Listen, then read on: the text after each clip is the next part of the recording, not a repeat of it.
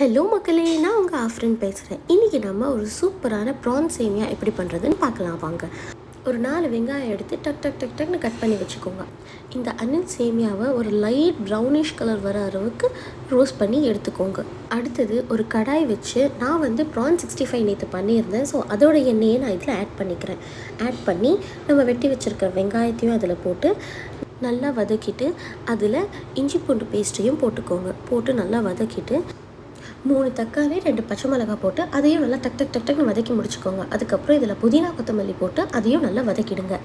இப்போது இதில் 1/2 spoon garam masala, 1 spoon chilli powder, ஒரு பிஞ்ச் ஆஃப் டர்மரிக் பவுடர் போட்டு நல்லா இதையும் வதக்கிட்டு சும்மா ஒரு 4 டேபிள் ஸ்பூன் தயிர் போட்டுக்கோங்க. அதையும் நல்லா வதக்கி மூடி போட்டு விட்டுடுங்க.